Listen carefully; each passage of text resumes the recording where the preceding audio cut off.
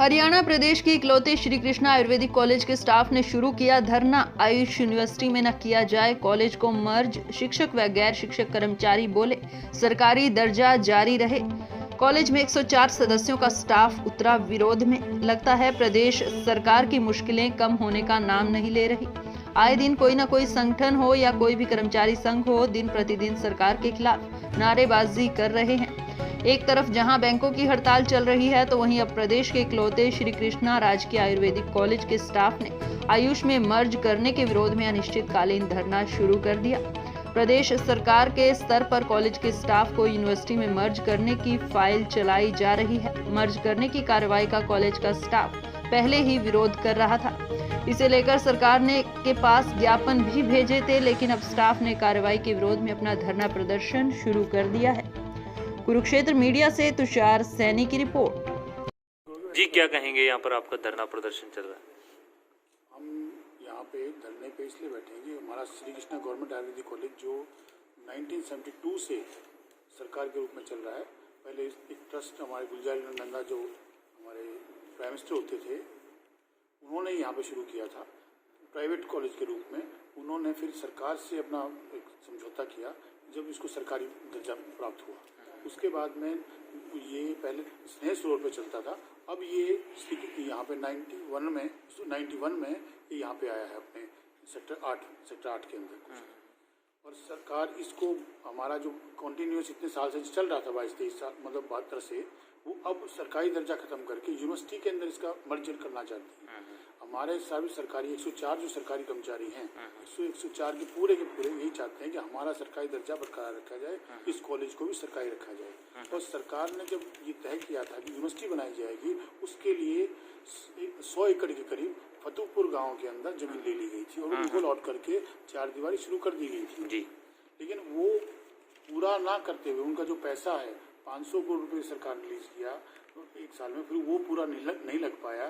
फिर 100 करोड़ किया, वो नहीं लग पाया।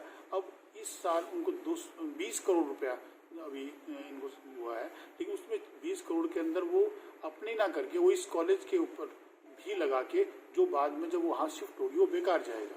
और उनके यहाँ पे रहने से यूनिवर्सिटी के जो भी हमको शुरू में सरकार ने एक विंग दी थी उनको एडमिनिस्ट्रेशन चलाने के लिए, लेकिन उस पर ना रुक के उसने सारी विंग जो हमारी फिजियोलॉजी डिपार्टमेंट था, द्रव्य गुण डिपार्टमेंट था, उनके अंदर जो हमारी जो MD PhD आई थी, जो भी उनकी नई चीज शुरू हुई थी, पहले हमें कमी थी यूजी कॉलेज के अंदर भी उसको बढ़ावा देते हुए उनकी हमारी 50 की 63 सीट कर दी गई। उसमें हमको बिल्डिंग और चाहिए थी, लेबोरेटरी और चाहिए थी, क्लासरूम और चाहिए थे, जबकि उसको सरकार यूनिवर्सिटी ने कब्जा कर लिया। वो हमारी सारी अब आपकी क्या मांगे हैं? हमारी डिमांड सिर्फ एक ही डिमांड है कि हमारा कॉलेज और हमारा जो सरकारी दर्जा बरकरार रखा जाए। कितने दिन से चल रहा है धरना आपका? ये हमारा धरना परसों से चल रहा है। कल शुरू किया था हमने, कल से शुरू। किसकी खामियां मानते हैं आप इसमें? इसमें हमारे जो VC थे, उन्होंने मतलब सरकार को मतलब गुमराह कर दिया, क्योंकि एक्ट में डाल दिया गया उसको, एक्ट के अंदर कि ये कॉलेज उसका पार्ट हो गया, जबकि ना तो एम्प्लॉय से किसी पूछा गया, ना किसी कर्मचारी से पूछा गया कि आपके कॉलेज को इसमें मर्ज किया जाएगा यूनिवर्सिटी के अंदर। जब किसी कर्मचारी को किसी को कुछ चेंज किया जाता है उसका दर्जा, तो उससे पूछा तो जाए कम से कम भी आप उसके जाने के इच्छुक हैं कि नहीं है।